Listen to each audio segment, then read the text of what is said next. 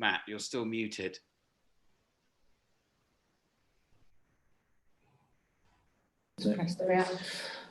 Okay, good afternoon everybody and welcome to our Cabinet meeting at Northamptonshire County Council on the 8th of September 2020.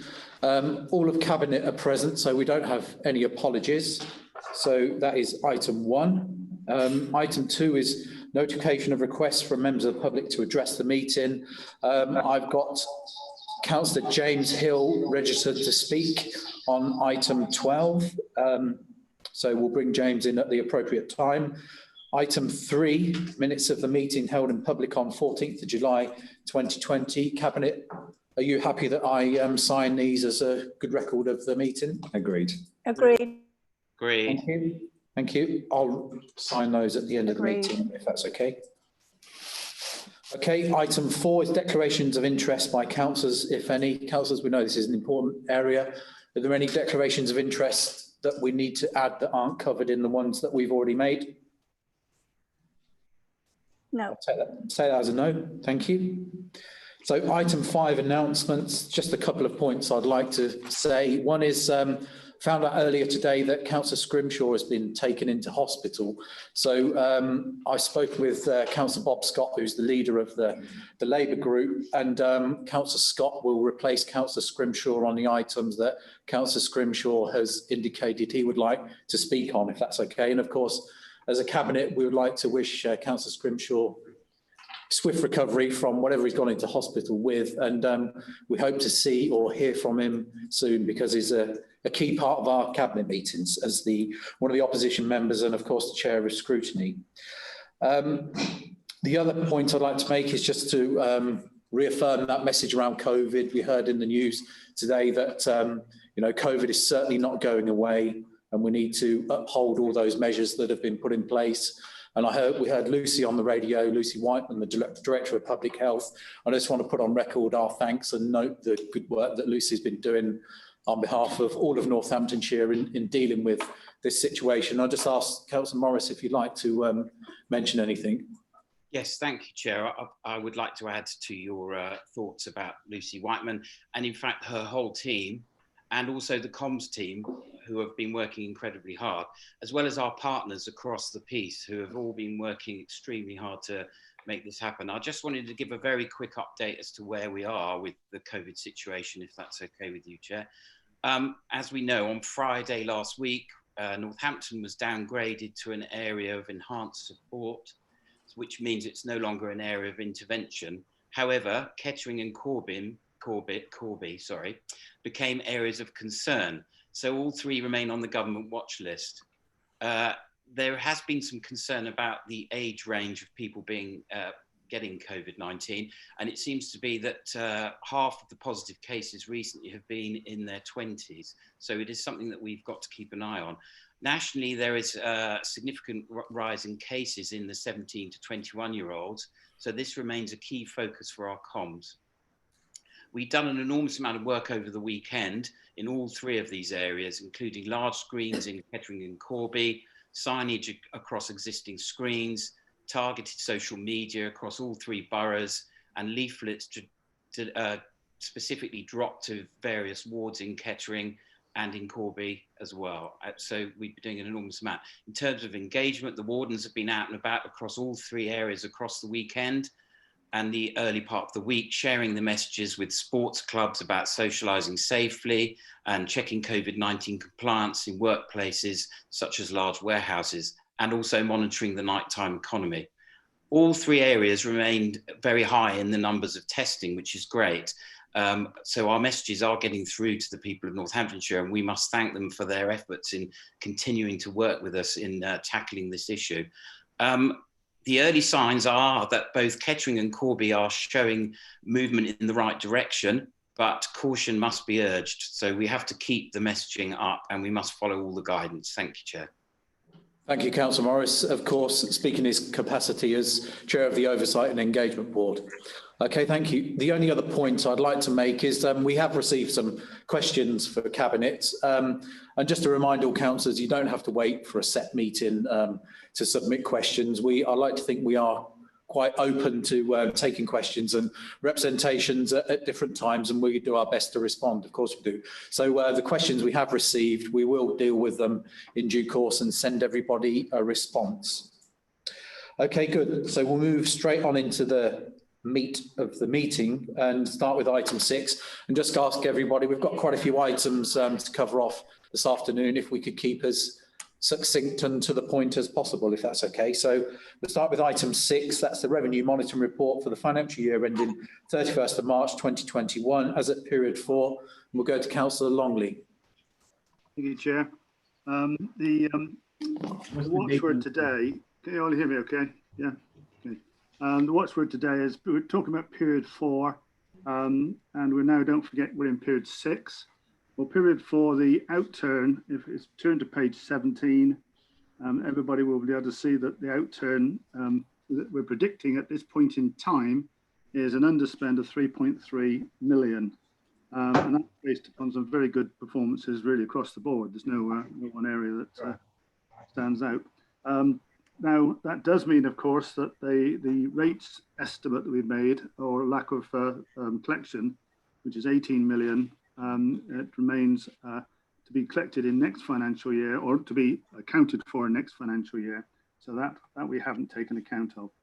Moving on from that to the situation where we talk about the COVID financing, that's on page 28. And anybody looking at that will see that the net position is, following the government's £35 million intervention, is that we still have 8.7 put aside for the recovery, but the net effect is that, so we've got that in reserve at the moment, but the net situation is 0. So the message is that we're steady as we go. So far, so good. As far as period 5 is concerned, I've heard no bad news yet, so we still think we're on course at the moment. Having said that, the big caveat, as we all know, is what's in the future, what's in the winter, and the answer to that is I don't know. But given the situation is, if the ship stays steady, that's where we stand. Thank you, Chair. Thank you, Councillor Longley. Okay, so Councillor Scott, are you okay to come in replacement of Councillor Scrimshaw on this item? Yes, thank you, Chair.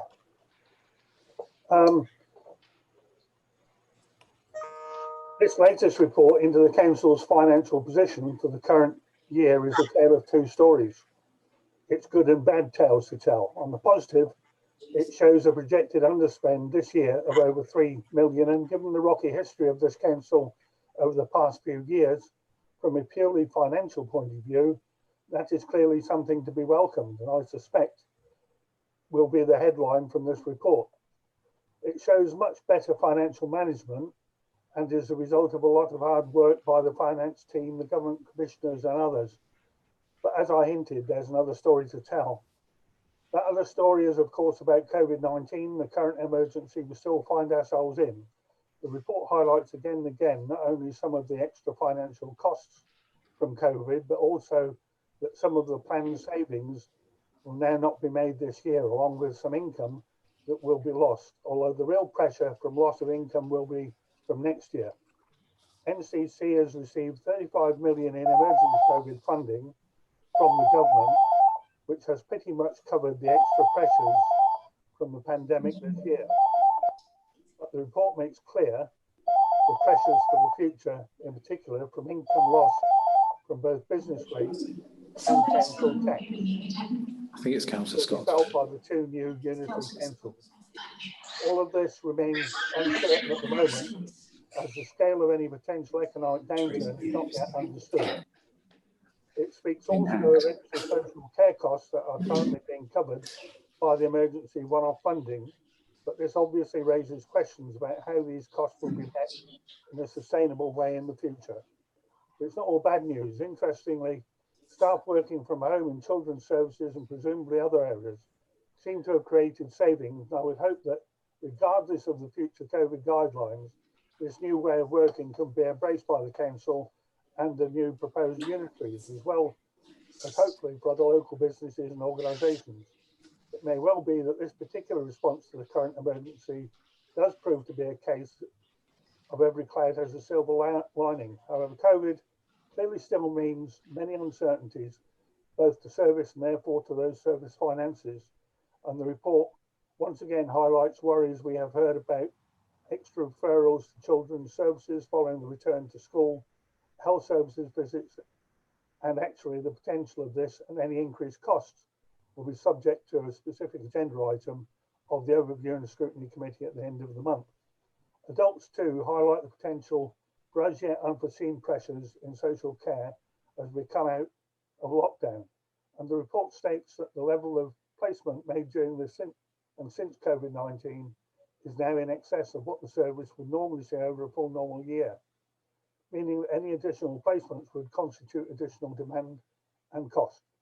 So while there's good news in this report, I would like to stress to Cabinet and all councillors, as well as the public, that COVID still represents huge financial uncertainties, not only this year, but certainly for the future.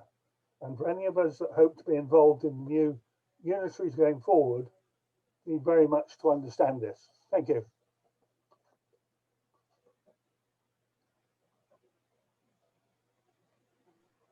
Thank you, Councillor Scott. Okay, Cabinet, are there any comments from any of us before we ask Councillor Longley to respond from that? Okay. Well, I'll just add a couple of views. Is that, as Councillor Longley said, this we're not there yet. We're moving our way steadily through the financial year, scarily quickly, really, as the time moves by. But it is showing that, we've got an improving situation, which is very, very encouraging in terms of finance. To be putting a month-on-month increase in the forecast underspend, I would say, is quite an achievement. Demonstrates good financial grip, and it also with the caveat that we don't know exactly where how COVID it will impact us fully, but we've got, as it shows in the report, some money set aside to deal with some of those pressures as they emerge. So I think it does represent good and steady progress, good financial grip, and it's exactly what we'd look to see at this point in the year, with the caveat that we've still got quite a way to go yet, and we're not taking our eye off the ball. So, Councillor Longley, is there anything you would like to add? Well, I didn't pick up any questions, but thank you for the compliment, Councillor Bob. I see James is here with us today, and as he did most of the work, James, if you pass that on to the team, that's probably appropriate, because that's where the work was done. Regarding COVID, I think Matt said it all. We'll see where we go. If I only but knew. Let's all hope it works out for the best. But the watchword again is so far so good. Thank you, Chair. Thank you, Councillor Longley. Cabinet, are we happy to agree the report? Agreed. Agreed. Okay, thank you. So we'll move on to item 7, which is the capital monitoring report for period 4 this financial year, 31st of March 2021. Councillor Longley again. Yeah, thank you, Chair. Well, the key point here is in the front page, really, in that the planned capital expenditure is 83 million, very similar to last year. It's very likely to go similar to last year. Now, there's a lot of detail there, and as I expect a lot of you know quite a bit about it, mostly schools. Most of this, the detail there has already gone through the various committees. And if anybody, there's so much there, if anybody there has a question on it, I would suggest that was put to us outside of the meeting, because there's so much detail. And that's really, I've got to say, Chair, it's 83 million. We're progressing through the year, and it's still a very long way to go, of course. Thank you, Councillor Longley. Councillor Scott, did you want to speak on this item?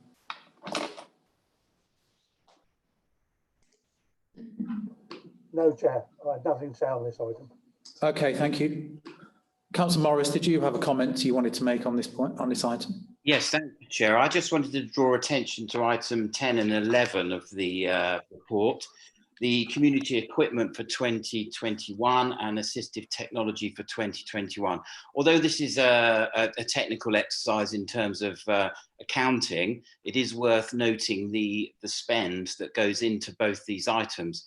both of which are very crucial to prevent hospital admissions and et cetera, et cetera. And also, particularly with the community equipment, I just wanted to highlight that it's very much a collaboration between ourselves and the CCGs and various other parties who also put money into the community equipment. And it's something that we definitely want to keep going into the unitaries as well, obviously, because it is very important. So I just wanted to highlight those just to underline and underscore some of the business as usual that is still carrying on despite the COVID-19 outbreak. Thank you, Chair.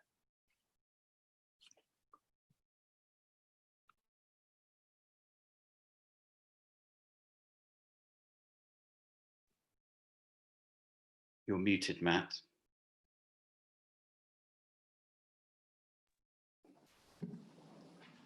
Councillor Baker. Thank you, Chair. I just wanted to draw attention to the school expenditure, which has gone through Cabinet on previous occasions, but this is in order to increase the size of some of our school establishment in order to be able to cope with the increase in numbers of people who are now moving into Northamptonshire due to the large house building programmes that we have up and down the county, and this will enable us to have sufficiency of placings for the future. Okay, thank you. Councillor Longley, is there any further comment from yourself? Nothing. I've said it all. Thank you, Chair. Okay, thank you. Good. Okay, Cabinet, are we happy to agree this report? Agreed. Agreed. Agreed. Excellent, thank you. We move on to item 8, which is the final outturn report for the financial year ending 31st of March 2020. And Councillor Longley? Yes, thank you, Chair. Well, the outturn, as you can plainly see, is pretty much a break-even situation. The balance books marginally in the right direction. There's been quite a few year-end adjustments gone on in there. I won't bore you with them all, but suffice to say that we're on the right side of the line, and that's what we'd hoped to be and what we expected to be, and here we are. I will call your attention, however, to page 79, which I'm sure you've all read in detail already, no doubt. The key number there, if you look on the right-hand side of the column forecast closing balance, this is, bear in mind, this is last year. There's a very substantial increase in the reserves at the end of the year. Now, that was not the case, in that the 17,262,000 was the injection we had in March from the government for the COVID crisis. That was half the injection came in March. We actually spent it in April, but we had to put it somewhere at the year end. So if everybody's getting all excited about an increase in reserves at that point in time, then I'm afraid that wasn't the case. So I just point that out because a number of you would have picked that out, I'm sure. Those are pretty much the key points. I'd say there's a lot more detail there. Of course, if anybody has got any questions, then I'd be very pleased to answer. Thank you, Councillor Longley. So I've got Councillor Scrimshaw again down if you'd like to speak, Councillor Scott. No, I haven't got anything on that, Chair. Okay. Well, I think it'd be remiss of me if I don't offer any comment on this point, given it is the final outturn report for the last year, and just to acknowledge the progress again and the grip and a good outcome at the end of that year. And I think we need to also remind everybody the commitment we made as an administration when we came into being, that we would do everything we can to try and deal with the financial situation and the services here at NCC as we move forward into unitary. Last year represents a good step forward in making that progress and honouring that commitment. And I think we've already discussed this year, as quickly as it's running by, we're well on our way, hopefully this year, to achieving another positive result. So that's very pleasing. So, Cabinet, are we happy to agree the report before us? Agreed. Agreed. Agreed. So we'll move on to item 9, which is the Capital Monitoring Report, financial outturn for the financial year ending 31st of March 2021. Sorry, 2020. Councillor Longley. Yeah, thank you, Chair. You'll all see from the headline on page 83 that the final outturn was 63 million. This report is a statement of fact because all the detail has already gone through. However, I would make a point here, and I'd appeal to everybody again, that as I said in the budget speech some time ago, is that we're looking for productivity. So that was down on the forecast. The flip side to that, of course, you get less borrowing. So, but the capital with productivity matters in mind, we're really open to. So 63 million is the final figure. I'd say that's a matter of fact, Chair, and little more to say on the matter. Okay, thank you. Councillor Scott, I did have Councillor Scrimshaw on this. Is there anything you'd like to add? No, you've given me nothing on that, Chair. Okay, thank you. Cabinet, is there anything we'd like to comment on? Okay, are we happy to agree the report? Agreed. Agreed. Okay, thank you. Moving on quickly.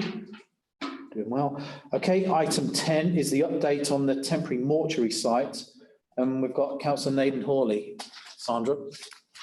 Thank you, Chair. I'm just asking Cabinet to accept the recommendations in the report that COVID-related spending in relation to the setup and operation of the temporary mortuary site as part of the countrywide COVID response, and the update on the operations of the site to date and the ongoing work on the options for its future use.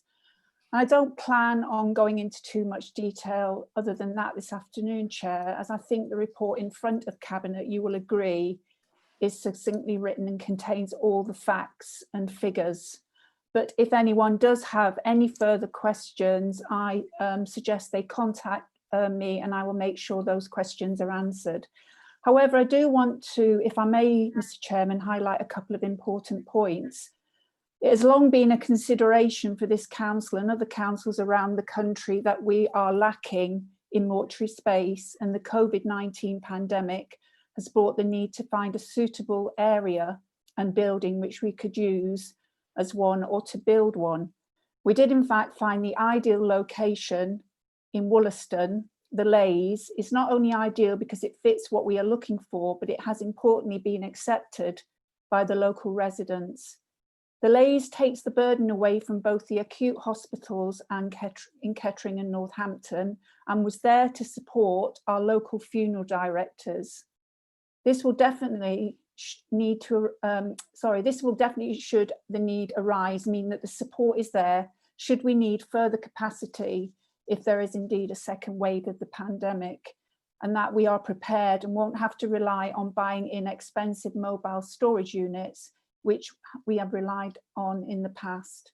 I think you will agree, Mr. Chairman and Cabinet, that this is indeed good for the residents of Northamptonshire, in particular since it will take the burden away from the already stretched service, as I said, if we are unfortunate enough to deal with the outcome of the second wave of COVID-19.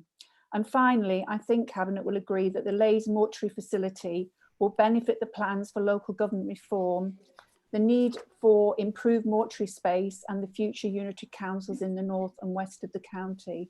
I ask Cabinet to accept the report. Thank you, Chairman. Thank you, Councillor Naden Hawley. Councillor Scott, I had you down to speak on this item. Yes, thank you, Chair. And thank you for the detailed report. And I'd also like to thank those who speedily set up the facility to deal with the sudden increase in deaths due to COVID-19. We've known about our lack of mortuary capacity for many years and have been hiring equipment when needed. While the COVID-19 has forced us to set up the temporary facility, it's clear that we need to convert the temporary facility to a permanent one in order to cater for the present and future needs of our communities in Northamptonshire, be that COVID-related or otherwise. I look forward to receiving the report and recommendations following the work being carried out on future options. Am I correct in assuming the issue about the costs exceeding the £500,000 limit means that the paper, this paper needs to go to full council? Thank you.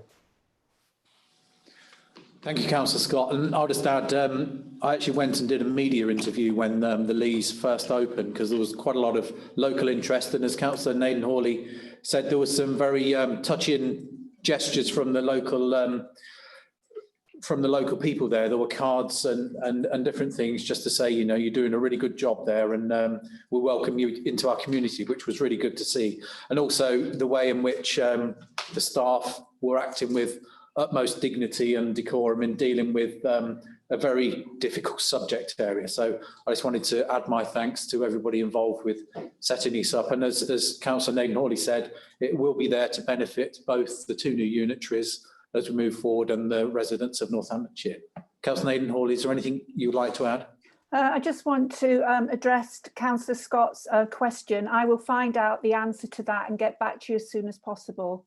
Thank you, Mr. Chairman. The answer is it doesn't have to go to full council. Okay. We can address that. Thank you. Thank you. Thank you. Okay, Cabinet, are we happy to agree this report? Agreed. Agreed. Good, thank you. So move on to item 11. So as the report is effectively deals with the setting up of a county council or a council company, it comes in my name, but I'm sure Councillor Baker will add some content or comment after I introduce the report. There are quite a number of points in the recommendations, so I will run through them all, given how important the trust is, not only from NCC's remaining lifetime, but for the 2 new authorities that come into being next April. Cabinet is asked to note the content of this report and progress with the establishment of the Northamptonshire Children's Trust. Cabinet is asked to endorse the appointment of the directors and non-executive directors to the Trust Board, and Cabinet agrees that the delegated authority be given to the Chief Executive in consultation with the leader, Section 151 officer, Cabinet member for Children's Services and MHCLG commissioners to take all necessary actions to finalise the contractual arrangements and agree the contractual sum. Gone too far. Approve and enter the documentation between the Council and Northamptonshire Children's Trust, which consists of the service delivery contract, support service agreement, and any other related documents. To approve the governance side agreement between the Council and the Department for Education and agree to enter the agreement. This includes the list of reserved matters which Council is unable to exercise without the DFE consultation or consent respectively during the period of intervention, which is detailed in Appendix 1.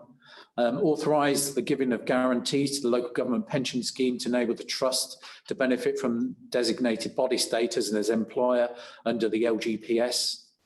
Approve and sign deeds and documents for the novation of third-party contracts to the trust on behalf of the council. Sign the final version of the contractual documentation on behalf of the council and agree the final version of the Articles of Association and make or agree future appointments to the Northamptonshire Children's Trust Board. Also with the Strategic Delivery Director for Transformation to agree the terms of and authorise entering into all agreements required for the Children's Trust to occupy council buildings under this process. So the main points of the report, and I'll just walk through it if that's okay. Page 33, section 3 offers background including reference to the statutory directions of the Care Act and our responsibilities and technical status of the trust company. Section 4 describes progress to date, the interruption of COVID and the revised plan for the launch in November, on November the 1st, which everybody's working hard towards. Also, other important achievements made thus far, such as the preparation for 2P consultation, work on the service delivery contract and Ofsted registration. Section 5 sets out the scope of services to transfer in the trust, which is familiar to all members because that have been covered in the various briefings that have been made available to us. Section 6 deals with the contract, which of course is a critical component to this process, and a huge amount of work is currently underway. The main elements of the contract are described on page 36 to 41 and cover areas including the Articles of Association, governance and side agreement, service delivery contract, final mechanism including how the council and trust will negotiate the contract sum on an annual basis, and the process and governance around requesting additional funding if the situation arises, which of course we hope never occurs. The service specification and performance management, including an escalation and rectification process, and governance arrangements, including an annual review by the council and future scrutiny arrangements. Other areas of contract include dependencies, step-in rights, indemnities, termination and support service agreements, and also staffing, 2P, pensions and contracts with third parties. Section 7 of the report deals with the future governance arrangements, including how the council will remain accountable for the welfare and well-being of children, and how through the service delivery contract the trust will determine how these outcomes will be achieved. This part also describes how, through the Director of Children's Services and the lead member, they will hold the statutory remit and the council will be the accountable body to Ofsted. There is also reference to the ongoing support the council receives from Lincolnshire County Council through the Partners in Practice arrangement, who also report direct into the DFE. I want to publicly put on record my thanks to the Lincolnshire County Council for the continued support, which has been very evident to me through the Children's Improvement Board. It has been very clear the value they have added to the Directorate, and I did acknowledge this with a letter to the leader of Lincolnshire County Council some time back. Section 8 includes detail on the setup of the Trust Board, 9 deals with the consultation and screening, and 10, the equalities screening. The appendices included with the report includes an extract from the Articles of Association outlining reserved matters that require a member approval. And finally, there is a diagram outlining the proposed governance arrangement. Colleagues, we are all well aware of the enormous amount of work being undertaken by the Council at the moment, and the Children's Trust is one such very important strand of this work. I would like to acknowledge the continued support the Council has received from the Department of Education, which is invaluable and of course appreciated. Finally, I look forward to having the Trust established in good time so the pure focus can be on improving the outcomes for the children and families who need the support in Northamptonshire. And I recommend the report to Cabinet today. Thank you. So first off, I'd just like to ask Councillor Smithers if you'd like to contribute. Thank you, Chair. So, Leader, as a corporate parent and a member of this Cabinet, I have serious concerns about the process and the recruitment methods surrounding the chair of the new Children's Trust. There has been considerable reporting by the BBC and the Guardian newspaper coverage of a public information report published last month condemning what it calls the institutional blindness of Nottingham City Council and its leadership. This will be the same leadership, Chief Executive Officer, in place since 2015 when the company was established, who is now chairing our soon-to-be-established Children's Trust.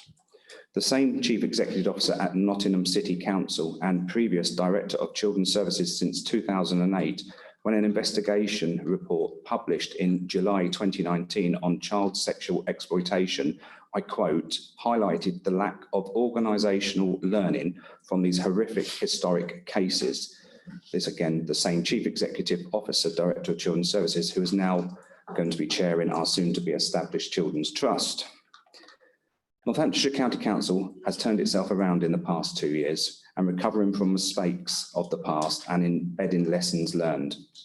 However, we are now placed at risk through the appointment of a chair by the Department for Education for our most troubled service, who has a track record of failing to effectively manage in an arm's length company to the cost of over £30 million to the taxpayers and failing to ensure his organisation learned lessons from historic child sexual exploitation cases in their county.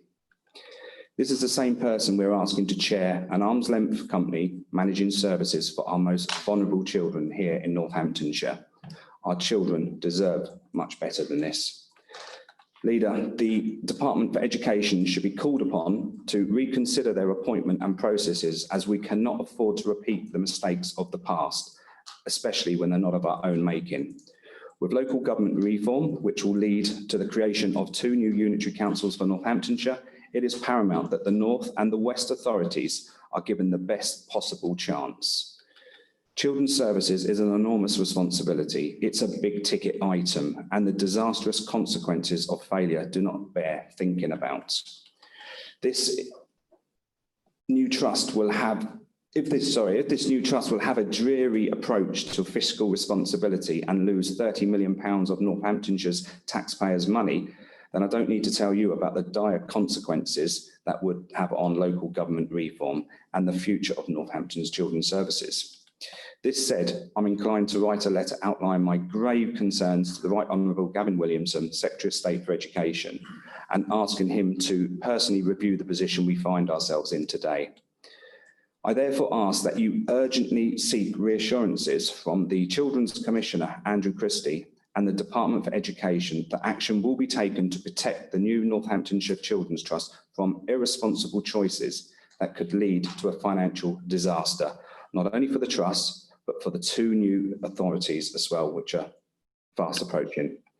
But more important than that, we need to ensure we have tough measures in place to protect the most important people in this process, and that's the vulnerable children in Northamptonshire that we have a duty to do our very best by. Thank you, Leader. Thank you, Councillor Smithers. So before I bring in opposition members, we'll just talk about this. So I think it's right that you raise this issue to Cabinet. We have discussed it, and I think it's right that you lay that challenge down. And frankly, I think it's right as a Cabinet to offer some challenge around this situation. It has been known to us for 2 or 3 weeks now. It has been brought to certainly my attention, and I think it's right that we discuss it in this forum and put some actions around it, Councillor Smithers. Of course, the most important people are indeed the children, the most vulnerable of Northamptonshire, and we all want our very best by those children and vulnerable people. You know, you talked about us turning ourselves around. We talked about the progress we've made with finance. We know, and it's evident, that children's services are moving forward, and that progress is reported through the Children's Improvement Board, and I mentioned the likes of Lincolnshire Partners in Practice, and that is recognised. However, you know, you talked about learning lessons from the past, and I totally accept that. In my office, I've got a copy of the Max Cala Best Value report, and that's the first thing I see when I walk in there every day. And I purposely use that as a reminder of what our role is. Going back to the commitment I talked about around the finances, that we'll do everything we can to put the finances and the services of Northamptonshire County Council in the best possible place as we move forward into unitary, and the duty we've got not only for ourselves but for the residents of Northamptonshire to make sure we do indeed heed the lessons of the past, and make sure we you know, we don't trip ourselves up. And previous administrations were accused of not offering that challenge, and I think it's right that we do that.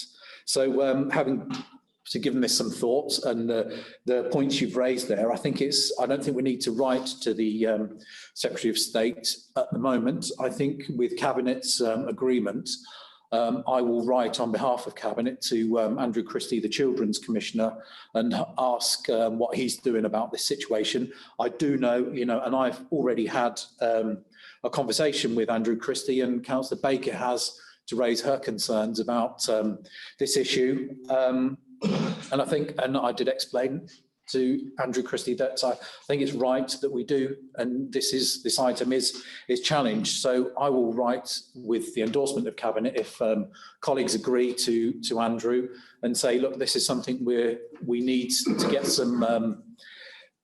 some thoughts around and some reassurance around that this process is gone through and it's the right thing. And of course, it is a Secretary of State appointment that the department are doing the right thing on our behalf as well, given the history. So I would like to perhaps action 2 points. One is that I write with Cabinet to Mr. Christie, and 2, that in the future we bring this item back to Cabinet for an update, if that's okay. Do Cabinet agree with those points? Agreed. Agreed. Is there anything Agreed. anybody would like to add? Just apart from thank you, Leader, for listening. Yeah. Okay. Thank you, Councillor. So let's go back to the substantive item. Excuse me, may I ask on a question of procedure? Are you including this as an additional amended recommendation to the paper? I'd like to, yeah. Okay, so if we can include that in the minutes and record it as such. Yeah, thank you. So I had Councillor Scrimshaw down. So Councillor Scott, did you want to take that spot? We've also got Councillor Birch down as well. Yes, thank you, Chair. And certainly I'd endorse the comments that have been made by Cabinet in terms of the interesting items you outlined. It's absolutely necessary. I think you go into it in great detail and trying to persuade the department that we want those assurances, and if we can't get them, we need to replace whoever with the person whoever we can. Thank you. From Mick's point of view, he's saying the setting up of the new children's company or trust to take over the running of children's services is obviously one of the most important and significant things to happen in the history of this council. and is therefore not surprisingly of interest to all councillors, cabinet members, backbenchers, and of course members of the council's overview and scrutiny committee. The day-to-day operational running of the trust in the future under NCC and then later the two ministries is clearly therefore of great interest. Although I fully understand that the point of an independent third-party organisation is exactly that, it is independent, and the council's role will therefore not to be involved in how the trust does work, but simply to monitor its performance and make sure it does the things we ask of it, which will be set out in the formal agreement. Whether or not I or others agree to the principle, that's the position we're in. But the detail of what we're asking of the trust and how much money we will be paying them to achieve it will be set out in the contract agreed by the council and the trust, which is subject to this current report. While having no say in the operational day-to-day activities of the trust, one thing, the financial implications and the detail of exactly what the council will be asking of the trust are another matter.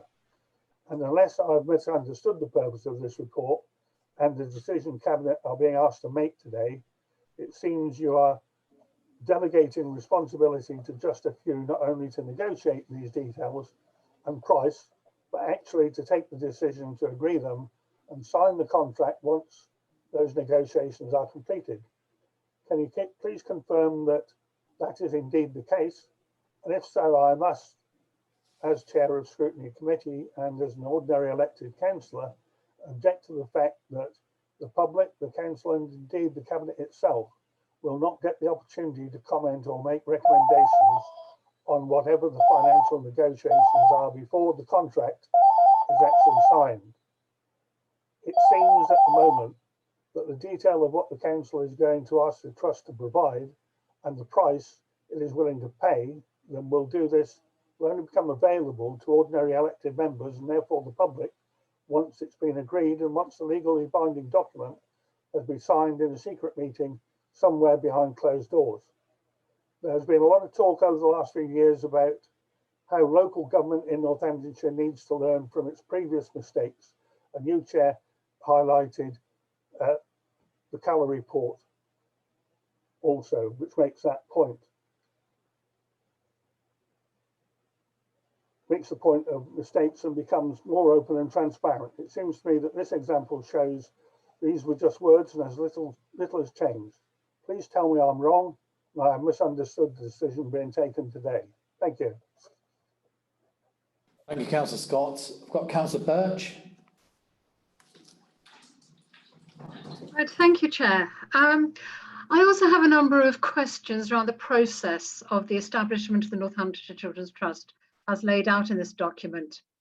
If I understand it correctly, and from what you have just said as in your initial report, the Chief Executive will consult with the leader, yourself, Section 151 officer, the Cabinet Member for Children's Services, and MHCLG commissioners to finalise the contractual arrangements and agree the contract sum.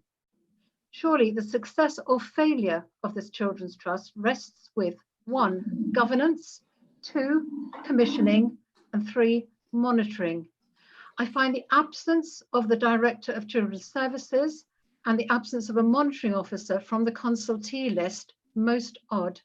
Surely the monitoring officer would have an oversight of the contract and governance, and the DCS would have a vital input into the commissioning and monitoring arrangements.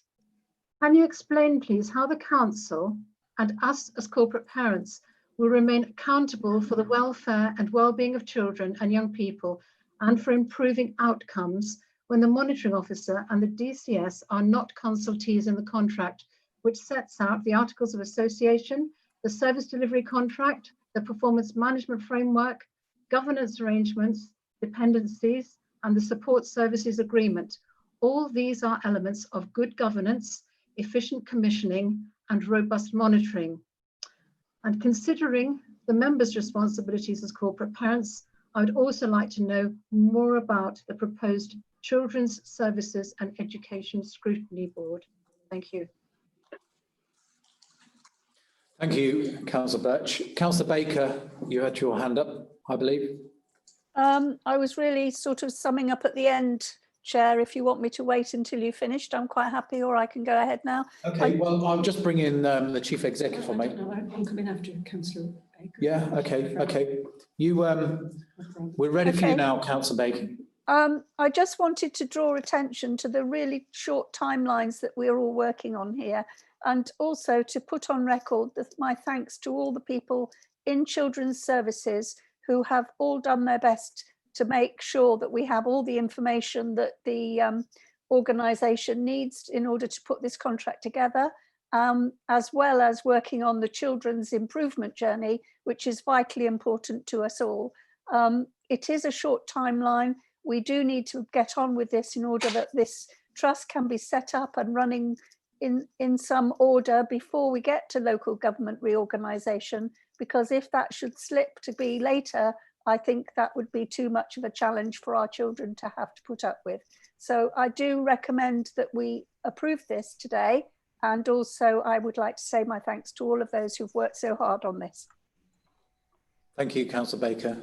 I'll ask Teresa Grant to come in on a couple of points raised, if possible. Thank you, Chair, and thank you, Councillor Baker, for your comments as well. Yes, in answer to both Councillor Scott and Councillor Birch, yes, we will be negotiating the contract price, and once that's negotiated, it falls within the terms of the scrutiny remit, and once that's completed, we would then take that to scrutiny for consideration before the contract itself is signed. So there will be an opportunity for scrutiny to examine what position we've reached. I could say it's not very difficult in one sense, because the budget is what the budget is. We don't have additional budget as such. As you're aware, I'm sure we put an extra £20 million into children's services in this financial year.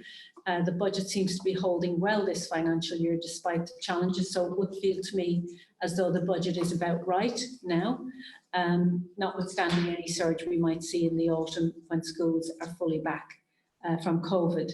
So I think, you know, the negotiating price is the price, so there won't be any, what would I say, any complexity around negotiating that. We will happily take that then to scrutiny for their review. What the paper doesn't say, but of course we're doing as well, is we are consulting with the two unitary councils because they will be part of the future. So within the contracts, that's very firmly included and built in. We have a board, a trust board, that meets regularly.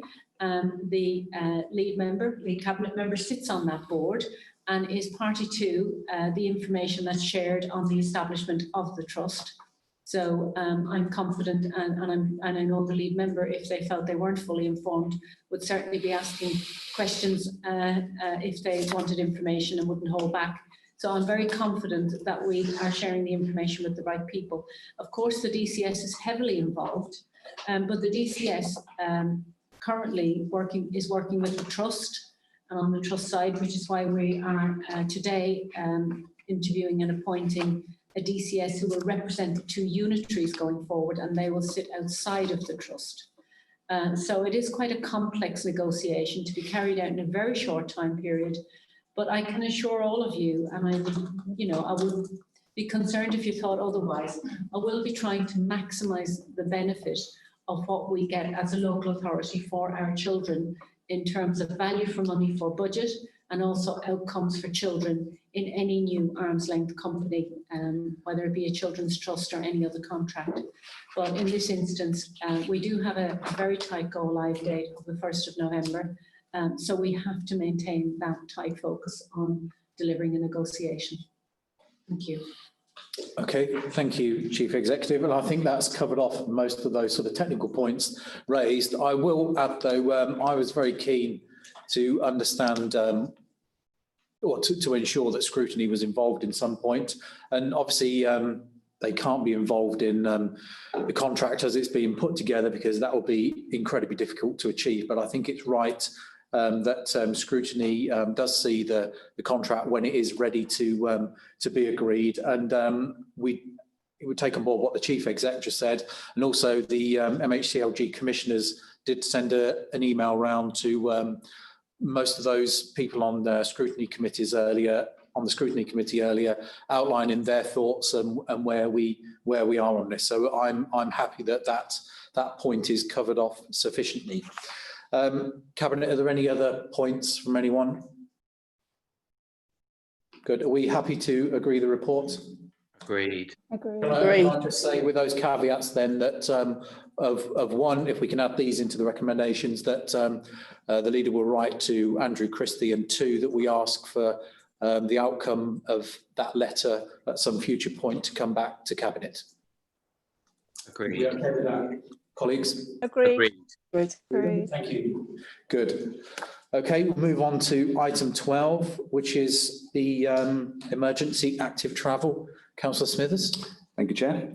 This report provides an update on the Council's response to the government's call for more active travel infrastructure and the funding they have provided to support step change in cycling and walking. The government have recently published a new cycling and walking plan for England, together with new guidance on the design of cycle lanes and infrastructure. This signifies a step change in approach, much more along the lines of the Dutch model, segregating walkers, bicycles and cars on key routes. Shared use of foot and cycle paths, which have been encouraged in recent years, are no longer the desired way to design cycle paths. These shared paths went overnight from being a recommended solution to not being recommended. There is a promise of a further to implement this new approach. Northamptonshire County Council has already benefited from 351,000 through the Emergency Active Travel Fund, the first tranche of this money. This was provided following lockdown to introduce temporary measures, either because they should not be needed for long term or in order to trial things which can become permanent if successful. The reports include a list of schemes already implemented, and on our website you can see a list of emerging schemes currently under design. Government asked us to identify designs and implement these schemes in a number of weeks. We have responded to that challenge. We have worked closely with the boroughs and districts on town centre schemes in order to adjust the designs to accommodate key stakeholders such as businesses and residents. We're now monitoring those schemes to see how they operate and whether it would be worthwhile to retain them in the longer term. Northamptonshire County Council have also submitted a bid for the Emergency Active Travel Fund Tranche 2. This was a bidding round involving bidders to support urban cycle schemes that involved reallocation of road space away from cars to bicycles. We submitted ambitious bids costing a total of £3.8 million as listed in the report. There will be consultation on these schemes if they are to be taken forward. We hope to hear from the Department of Transport shortly as to which ones are successful. To support the long-term planning and investment in cycling, in conjunction with the Department for Transport, we have developed 3 local cycling and walking infrastructure plans. These plans are for 3 areas: Northampton to Wellingborough and Rushden. These will soon be live for consultation, and we welcome feedback from residents. We have previously committed to develop a plan for Kettering, and that work is currently underway. This report seeks approval of funding of plans for Corby and Wellingborough so that we have a wide suite of plans which will inform and support future bidding funds for cycling infrastructure. Separately, Corby are bidding for some walk-in and cycling schemes as part of their town funds, which they want to deliver through Northamptonshire County Council, which we support through the recommendation in this report. Finally, the report outlines the recent launch of e-scooter trials. Northamptonshire is one of the first areas to be approved by the Department for Transport and for the county to launch the trial. Initially, the trial will be focused in Northampton with 300 scooters and will launch in Kettering in autumn with a further 100 scooters. Charging of the scooters uses energy from renewable sources, and the scheme is expected to create 50 jobs for the local area. It is also run by the company Voya, Europe's fastest growing operator. For such a scheme as this, safety is a top priority of ours.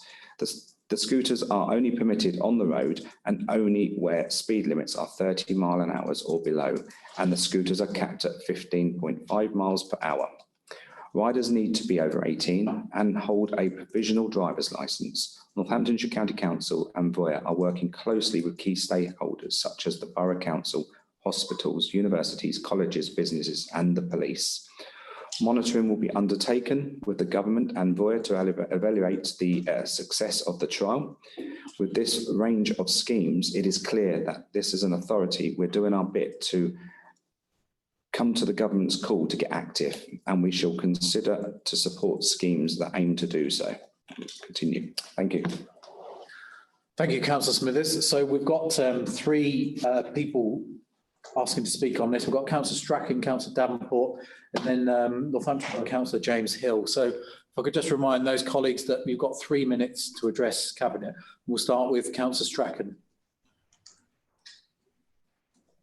Thank you very much, Leader. I appreciate that this particular item touches on almost every of our divisions, so it isn't easy for other councillors who are unable to speak. Anyhow, could I pick up the point on page 53, 5.5, bullet point 1, please? While we welcome the funds to provide and improve infrastructure for cycling and walking, if the proposals for what is referred to as the Billing Road corridor should go ahead as planned, it would result in major disruptions to the traffic network in the immediate area and beyond. We currently have 3 major institutions providing public services to the people of Northampton in terms of health and education along the Billing corridor. I refer to Northampton NHS General Hospital, St Andrews Hospital, and Northampton School for Boys. As service providers, these institutions very much depends on public transport for the employees as well as the general public they serve. Question: how would this one-way proposal enhance the public transport network these organizations are dependent on to carry out their business? How would the public transport need of people living on the Billing Road and the road leading off Billing corridor be provided in an effective manner?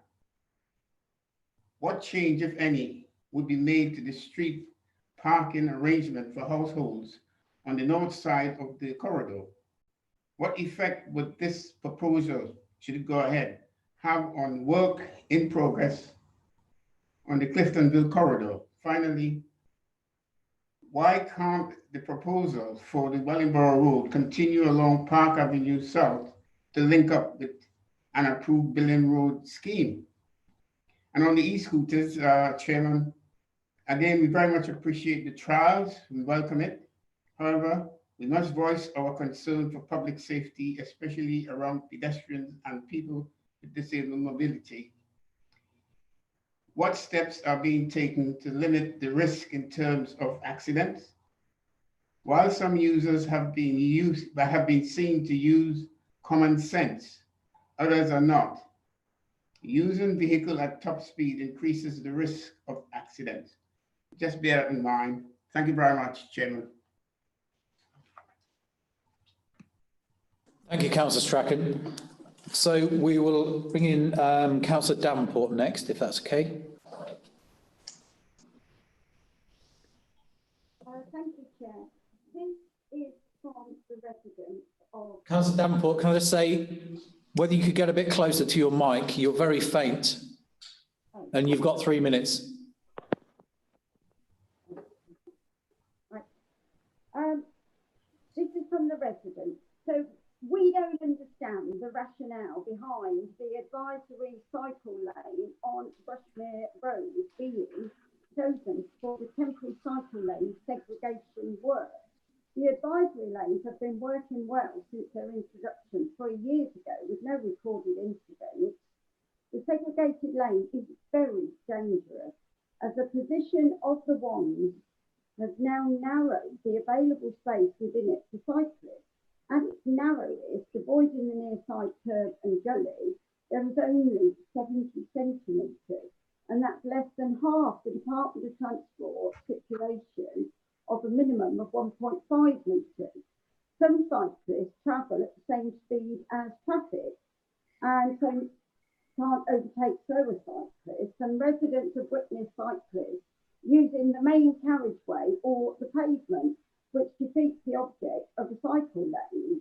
And some cyclists have commented that the orange and white posts look like they're demarcating roadworks and that the cycle lane is out of use. The segregated lanes cannot be swept of any rubbish, broken glass and leaf debris. This will become an increasing issue with the onset of autumn, as the road is lined with many mature trees. A number of the ones have been knocked over and already caused issues for cyclists as they have fallen into the cycle lanes. As Rushmere Road is a main route to and from the hospital, there needs to be room for emergency vehicles to pass stationary lanes of traffic at peak times. So if the vehicles can't pull over into the curbside now, due to the position of the fixed plastic ones, this could restrict passage as witnessed on the 3rd of September. And discrimination, now the lane is restricted in width, it stops a lot of cyclists from accessing it. For example, adapted disability bikes, bikes with trailers, hand crank bikes and tricycles. The problem with having a mandatory line on a residential road is that people need access to their properties, and there needs to be access for people with disabilities. Now, the other thing is am I still on? Oh, yes. Sorry. You are, yes. If you could begin to round up, if that's okay. Yes, I just wanted to say about the streetscape, because as you know, even in planning, things have to fit in with the character of the street. And the orange and white posts do not. We could have done better, a lot better, I think. Okay, thank you, Councillor Davenport. Councillor Smithers will respond in a minute, but first of all, I'll bring in James Hill, if James is there. Yes, thank you, Chair. So you mentioned I'm James Hill, I'm Northampton Borough Council and also the Cabinet Member for Planning. So obviously I want to speak to Cabinet about the emergency actual travel plan and also the introduction of the Harbour e-scooters in Northampton. So firstly, let me be clear, I fully support the idea in principle, and I think it's a really good scheme. And Northampton and the whole county actually need to, as we know, need to move to greener, alternative forms of transport to help reduce traffic on our roads, decrease our carbon footprint, and also improve air quality. I have no doubt that the introduction of e-scooters can play a role in this as we try and address these problems. Their popularity, even after a few days, is very clear throughout the town. And obviously their presence in the town is going to have to require somewhat of a culture shift. However, I sincerely believe that the trial will be successful, and hopefully it can be rolled out to further parts of the town. So I'd like to praise NCC for looking to implement an innovative idea like this. So well done. Having said that, myself and colleagues at the Borough Council do have some concerns. My main issue is around the lack of any formal or informal consultation done by yourselves with your partners, including the Northampton Borough Council and I believe the police beforehand. In fact, I believe the first we heard of the scheme was an email to our leader 2 days before they were installed around the town. I fully accept this is a trial, and as such there'll be teething difficulties to iron out. But for so many to be unaware of their introduction until 2 days before is unacceptable in my opinion. I understand this is a fast-moving project and the funds need to be applied for quickly, but when it has such an impact on the public and other organisations around Northampton, it's really important that everyone is plugged into it to enable its success. At Northampton Borough Council, unfortunately, we've already had to dedicate some valuable officer time into looking at and addressing some of the issues that are surfaced, and I'm sure this is the same for Northampton Police. Sadly, the way in which this trial has been implemented is somewhat reminiscent of how the pre-2018 administration used to conduct business and make decisions, something of which your current Cabinet Member for Highways was quite rightly critical of at the time. I urge County Council to consider this when making future decisions. You will find very willing partners across the road who, like yourselves, are very keen to move forward with innovative and fresh ideas, especially around dealing with climate change in the county. Finally, I hope this trial proves to be successful, and I'm pleased that NCC are now looking to work with us and iron out the problems which have since surfaced. Also, can you please pass on your thanks to your officers with providing NBC with a full briefing note today on how the scooters will be operated and function in the town. Thank you. Thank you, James. Okay, I'll just put a couple of points in there. I think There is a widespread support for the active travel schemes, and I think everybody needs to appreciate all these things were put in place with every good intention in trying to obviously respond quite quickly to the money available from government and the impetus from central government to roll this out as quickly and as efficiently as possible. As far as the scooters go, and on James's point now, I think Councillor Smithers will comment in a minute. I do understand that there was formal notification to the borough quite some time ago, so I think we need to unpick that before we move into any other territory with that. But just to reiterate that this was done with every right intention, and I think it is the right thing to do. There is some bits to iron out, I'm sure, but I'm sure if we all work together, we can achieve that. So, Councillor Smithers, did you want to respond to some of the points raised there? Thank you, Leader. So, Councillor Strachan, I really struggled to hear your questions. I think the audio was pretty bad. So, if I could trouble you, please, to send me an email with a list of your concerns. I will do everything I can to answer those for you in a timely fashion. Councillor Davenport, once you got closer to the microphone, we could hear you as well. So, Rushmere Road, as you're probably aware, we have been speaking to the residents there, and we have a meeting in the diary tomorrow with a lot of the residents along there, so we can listen to their concerns. And as with all of these active travel schemes, they are of a temporary measure. And if they don't work, we will look to replace them or improve them. Nothing is set in stone. We will do what we can to enhance the ability, our offering, as we've already said in the report. But, you know, we're not going to put them in at the cost of everything. So I'm quite happy that we'll be able to iron out a lot of this tomorrow with the residents when we come to meet them with Graham, the Executive Director for Strategic Development and Transformation. So I'm happy with that. I hope that answers your question. On to James Hill, Councillor James Hill. Thank you very much for your comments, and I'm happy that you feel that the e-scooter trial is a great idea. We've had over 1,500 sign-ups since it launched last week. So, you know, on the front of it, it seems to be pretty much a successful thing. And I went out myself today for a coffee and encountered people with the scooters, and by they were all sort of operating them responsibly. So I'm pleased to see that. Again, with any new scheme, there is always going to be that initial burst where, you know, you will find the irresponsible individuals may come to light, and that's probably what's happened this weekend. But, you know, our concerns have been aired with the contracting company Voy, and you know, we are going to try and see what we can do to improve that issue that you had last weekend. I can't leave the comments about the point you made about the decision process and such. Decision processing in this county council has increased massively for the better over the last couple of years, and I would say that pretty much most of our decision thought processes are transparent and go through various lines of verification as it goes down the line of officers and down to cabinet members. So yeah, I was a bit disappointed to hear you say that. And secondly, I'm really sorry about this, but, you know, your borough council was kept informed of this from the beginning, and your chief executive was made aware, and you have officer representation on the active travel board who would have no doubt been kept involved at every stage. So to say that you as councillors at Northampton Borough Council weren't kept informed, I suggest you take that up with your officer team at MBC. Thank you. Thank you, Councillor Smithers. And just on that point, I think, you know, that was quite a strong point made there. So I'd like to ask the Chief Exec if you can give us any assurance around what has happened as far as we're aware. Certainly would, Chair, and thank you for that, and thank you, Councillor Smithers, for your comments as well. Yeah, Councillor Hill, I would like to, I suppose, take issue, with the statement that you've made around our decision making. And I would like to think in the last 2 years, over 2 years since I've been here, that we certainly haven't behaved in the way that the council did in the past. And we've worked very hard to change that. So I do take issue with that statement. And I do realise that, you know, some members use every opportunity they can to remind the county council of the failures of the past. But it does become tiresome.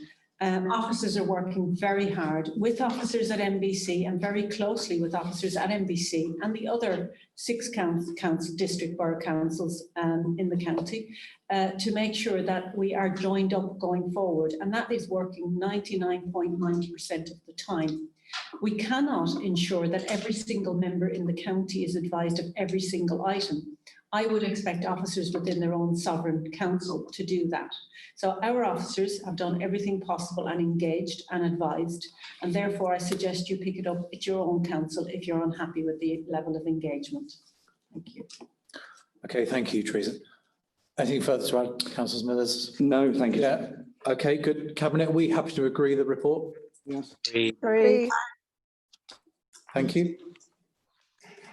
Could we move on to item 13, the future plans for Northamptonshire Falls Prevention Programme? Councillor Morris.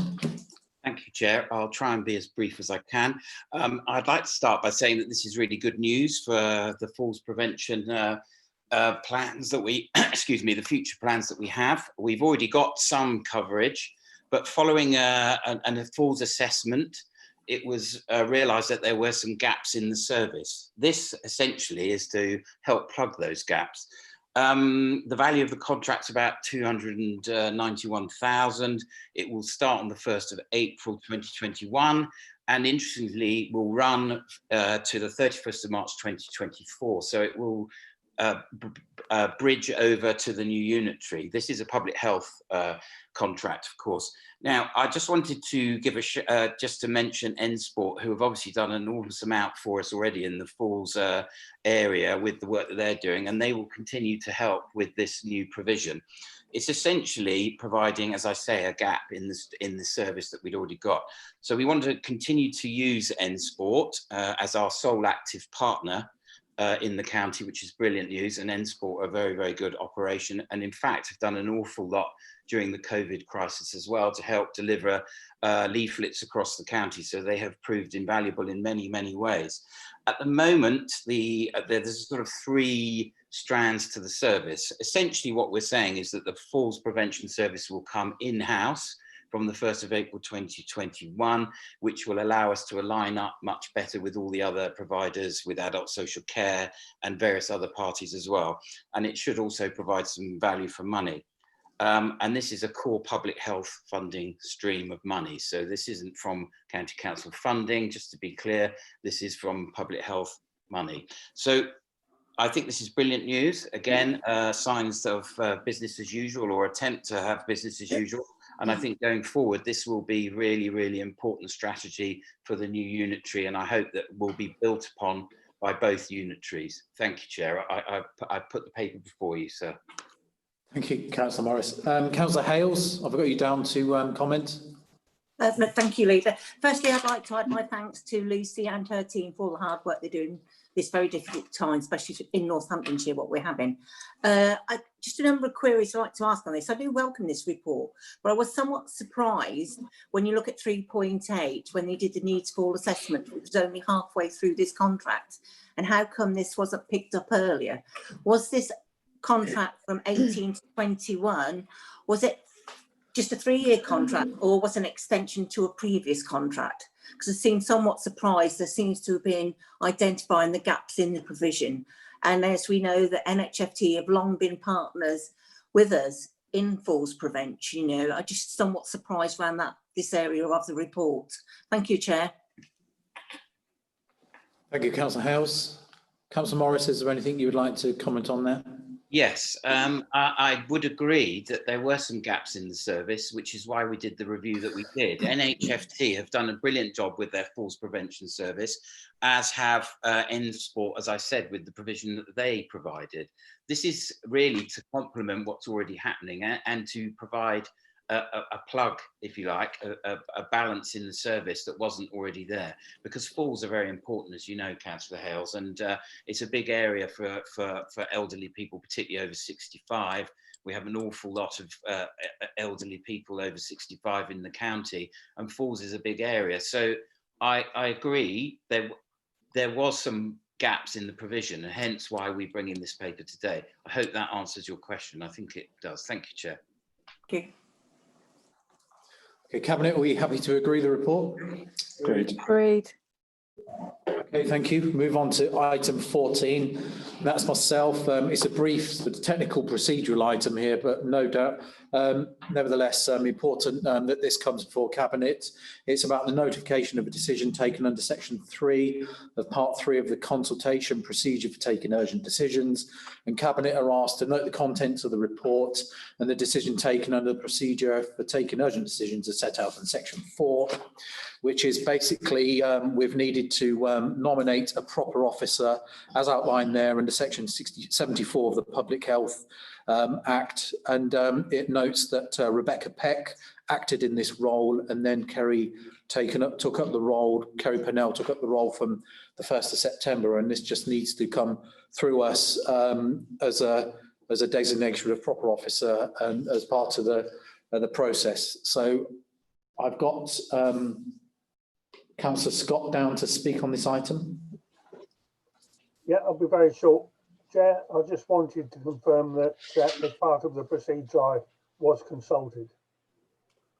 Okay, thank you, Councillor Scott. So I would like to think the monitor officer is satisfied with that process.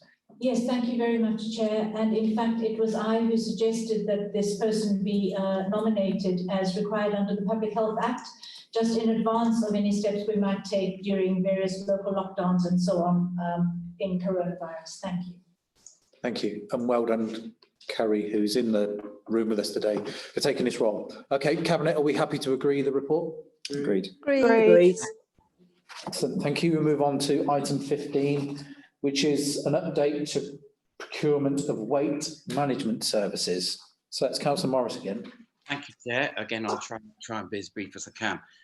This was due to come to Cabinet some time ago, but has been, well, it was put off a bit because of the COVID-19 and the response to that. So it's here before you today. So this is to update you on the timescales on recommissioning the Tier 2 weight management contracts. Oh, excuse me, my dog's in the background.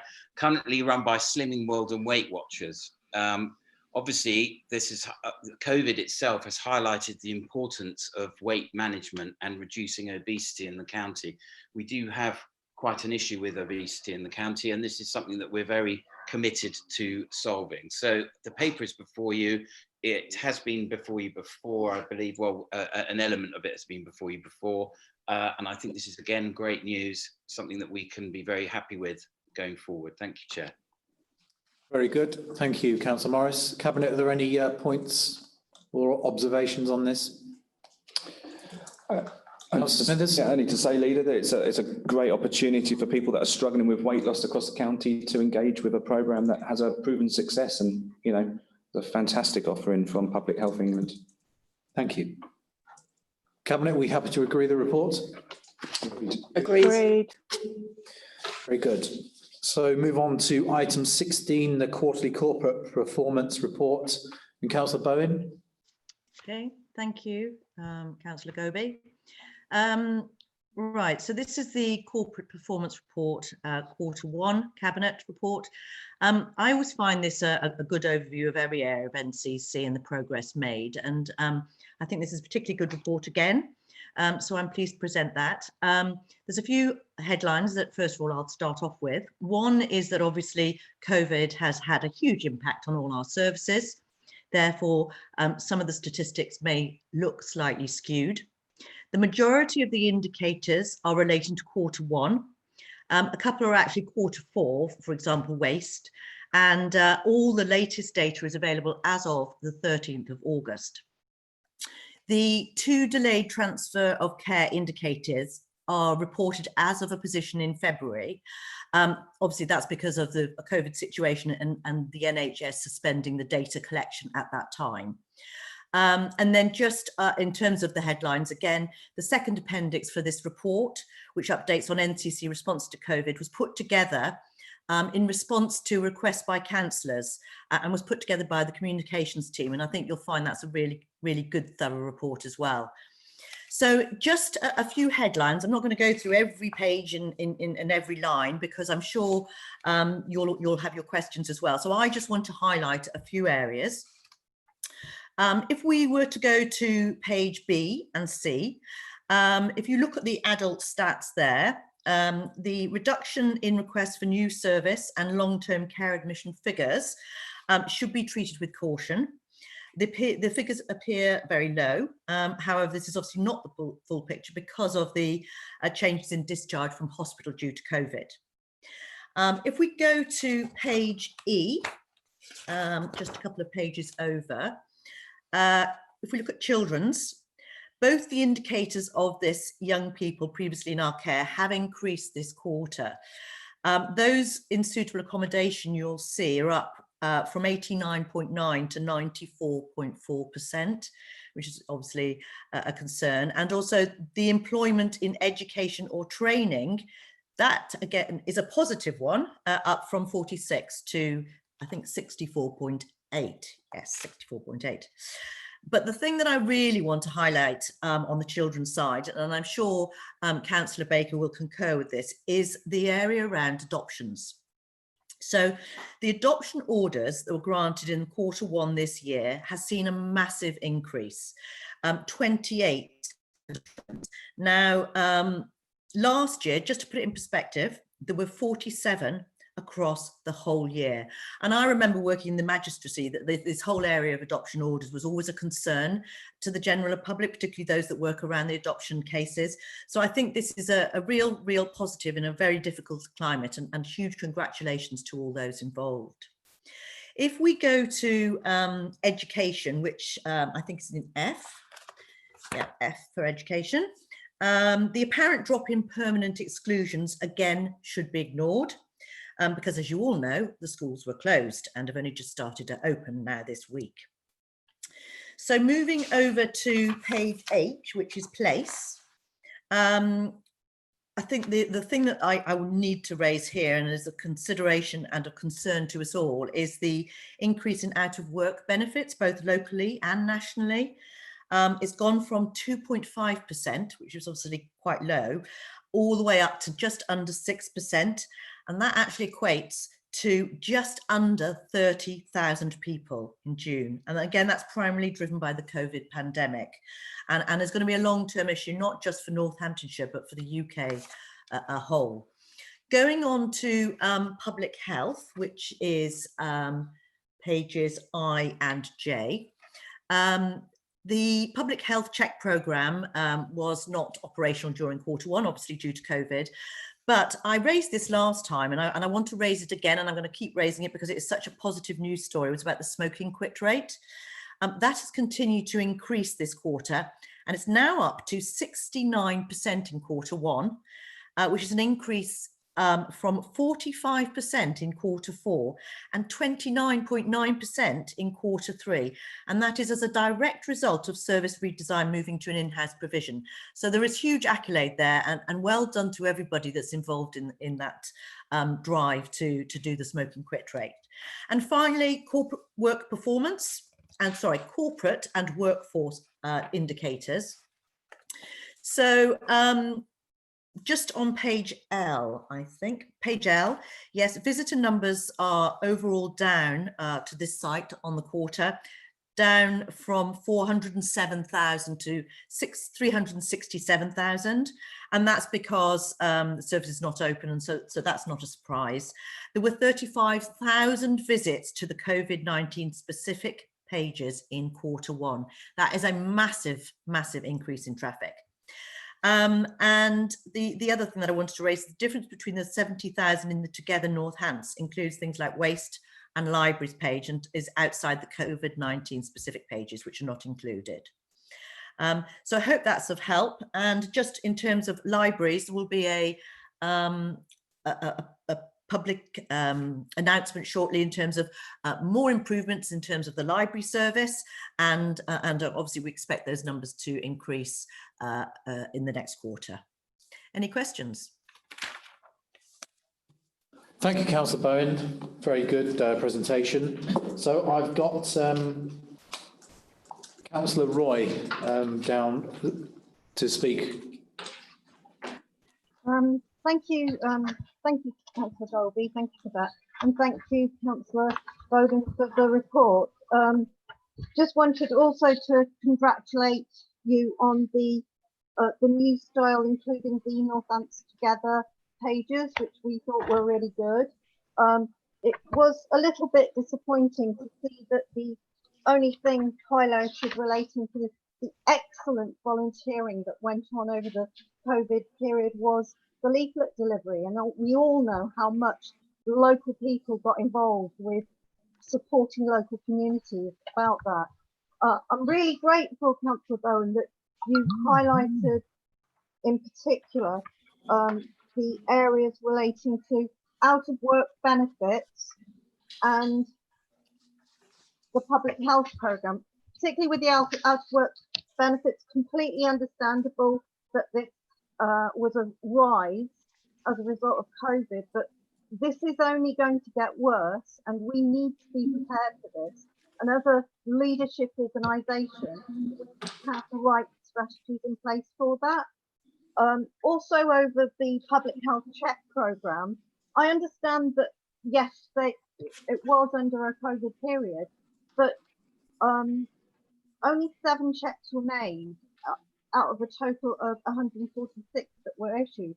Now, although we did have a lockdown in the end of quarter one, it was at the end of quarter one. We still had functioning work in January and February. So I just find that figure rather low. Okay, anybody else? Thank you, Lizzie. There's a couple of others. There's Councillor Brackenbury first, if that's okay. Thank you, Chair. I'd just like to say how I welcome Northants Together, and I'd like to thank all the volunteers across the county who have put themselves forward to help others during COVID, and welcome the figures on quitting smoking. At a time when people are very anxious, we see that the performance for this quarter is at its highest quarter to date, up from 45%.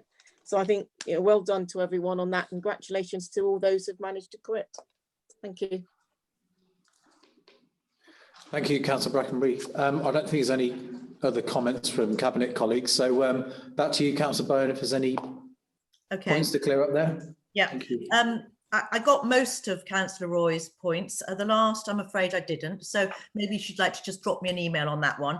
In terms of the volunteering and what's in the pack, I think I would like to disagree. I think we've done a lot of congratulating volunteers, etc., and they do a fantastic job. So if it's not made clear from the information and the constant drives from NCC, then thank you again to all of the volunteers throughout the county who supported during COVID, because without you, this job would have been so much harder. So I thank you on behalf of everybody at NCC. The point about out of work benefits, an interesting one, and it's something that's very close to my heart. I chair the business club sort of group along with Councillor Morris, and this is actually something that was brought up at our business club meeting on Friday, actually, and the job club, which is offered at SNC and other district and borough councils. So I know they are battling hard to try and provide an effective service. I did find out that there's some local government funds that are available to support businesses and job clubs and career consultancies in this area. So this is something that I am taking up personally myself. But I thank you, Anjoina. It's a point well made. Thank you, Councillor Bowen. Cabinet, are we happy to agree the report? Agreed. Agreed. Very good, thank you. And we'll move on to the final item 17, the Youth Justice Plan. And Councillor Baker. Thank you very much, Chair. Last, but by no means not the least important, is the Youth Justice Plan. The Crime and Disorder Act requires every local authority to publish a Youth Justice Plan. This one covers 20 to 21, and there are reviews of 19-20 included. The priorities are reducing serious youth violence via the Knife Crime Initiative and early intervention, ensuring engagement with integrated adolescent service, reducing the criminal isolation of children in care. A fully staffed and well-managed YOS prevents and reduces criminal activity. This report lays out the activities of the plan. On page 18 and 19, this clearly shows the budget and the funding contributions from all partners, showing how we are working together with everybody who's involved with the youth justice system in our county. And you will see that the County Council is the largest contributor to that budget. On page 19, it shows the areas which the cost covers, and page 4 highlights priorities, all of equal importance to us all. But I would like to highlight the desire to increase resources for the support to those not in education, employment or training. The Cabinet is asked to note the contents of this plan for 2021 and agree its submission to full council. In the future, the Youth Justice Team, just for information, will be part of the Children's Trust. Thank you. This will be going to full council, so it will be debated. Yeah. Thank you, Councillor Baker. So we've got Councillor Birch down to speak on this. Thank you, Chair. This report's made really interesting reading, and I'm very grateful to the officers who have put this together. I think it's honest in its acknowledging the fragmentation of services in the past, but it's also ambitious as there's clear intent to build sustainable partnerships with a range of agencies and develop a coordinated approach to the services offered to young people. My real concern in reading is the disproportionate number of young people in care and care leavers who come into contact with the Northamptonshire Youth Offending Service. Are we doing enough to support these young people in their mental health, their education, life skills, ambition, and to develop their self-esteem and skills to keep themselves safe and away from risk? How many young people are missing from care? It doesn't mention any statistics there. Now, how does poverty, unemployment, and poor housing affect the families of these young people? How many are from BAME backgrounds where the language and culture could play a part in bringing them to the notice of the service? Are the risks to young people gender-based? Is the service responsive to delivering targeted early intervention programs to combat CSE, grooming, trafficking, drug and alcohol abuse and exploitation? Apart from the Early Intervention Youth Fund initiatives, there appears to be little funding for youth work in the county. I personally would make a plea for this to be considered as a priority. This generation of young people is so critically affected by COVID-19 with their disrupted education, disappearing job and training opportunities, future prospects diminished, all of which will impact on the most vulnerable. These will be the ones that we most need to support. And I also think the future work with the Children's Trust and safeguarding partnerships will be absolutely crucial to the continued success of this area of work. So, thank you very much to the officers. Thank you to Sarah Alexander, who seems to be leading on this. It's a really clear report and it sets out a really positive pathway, but I would like some of those questions clarified because I think they form the context in which many of these services will be delivered. Thank you. Thank you, Councillor Birch. Councillor Baker, is there anything?